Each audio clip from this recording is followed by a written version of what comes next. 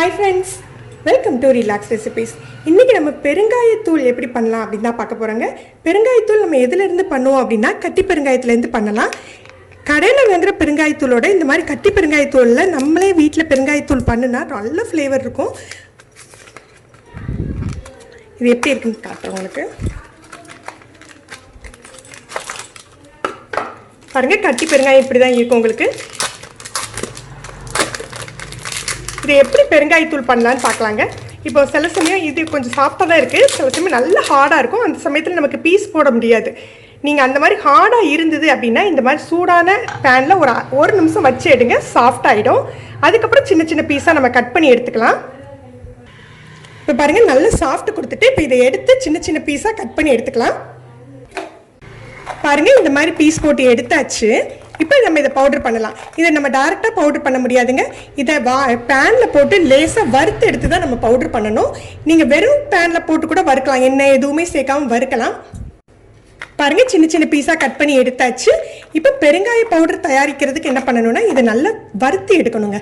வறுத்து எடுத்து தான் நம்ம பவுடர் பண்ணணும். நீங்கள் வெறும் பேனில் போட்டு வறுக்கலாம், ஆனால் இது இலகி சில சமயம் பேனில் ஒட்டிக்கும். அதை தடுக்கிறதுக்கு நம்ம கொஞ்சம் அரிசி மாவு சேர்த்துக்கலாம். பேன் நல்லா சூடாக இருக்குது. ஒரு 2 டேபிள் ஸ்பூன் அளவுக்கு அரிசி மாவு சேர்த்துக்க போகிறேன்.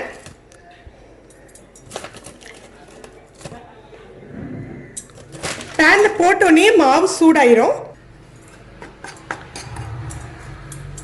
மாவு நல்லா சூடாக தான் இருக்குது. இப்போ நம்ம காயத்தை சேர்த்துடலாம். நீங்கள் அரிசி மாவு தான் சேர்த்துக்கணுங்க, மைதா இந்த மாதிரி மாவெல்லாம் சேர்க்கக்கூடாது.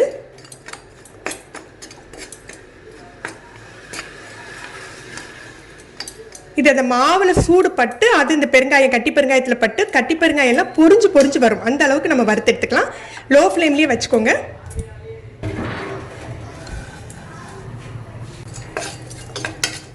நம்ம வறுக்கையில் அரிசி மாவோட கலர் மாறினா பரவாயில்ல, அதனால ஒன்றும் ஆகாது.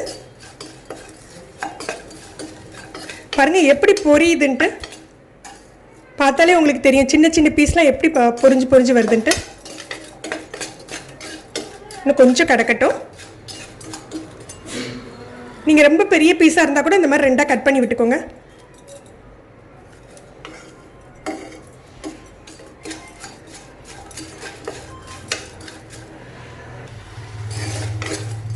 நல்லா பொரிஞ்சிடுச்சு.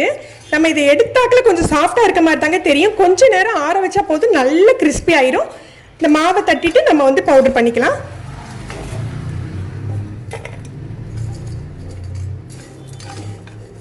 நீங்கள் எடுத்து வச்சு பார்க்கலே தெரியும் நம்ம போட்டிருந்த பீஸ் எப்படி இருந்தது. இப்போ எவ்வளோ பெருசு இருக்குது பாருங்கள்.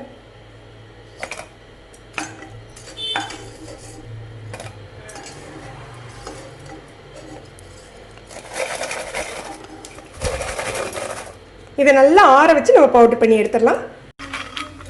இப்போ அதை நைஸாக திரிச்சு எடுத்துடலாம். நம்ம பெருங்காயத்தூள் ரெடி ஆகிட்டுங்க.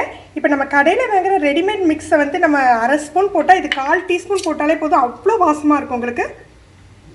நீங்களும் இந்த ரெசிபி ட்ரை பண்ணி பாருங்கள். இந்த வீடியோ உங்களுக்கு பிடிச்சிருந்தால் லைக் பண்ணுங்கள், ஷேர் பண்ணுங்கள். இது வரைக்கும் நம்ம சேனலில் சப்ஸ்கிரைப் பண்ணாதவங்க சப்ஸ்கிரைப் பண்ணி கீழே உள்ள பெல் பட்டனை ப்ரெஸ் பண்ணுங்கள். அப்போ தான் நம்ம சேனலில் போட்ட புது வீடியோக்களோட நோட்டிஃபிகேஷன் உங்களுக்கு இமீடியட்டாக கிடைக்கும். தேங்க்யூ.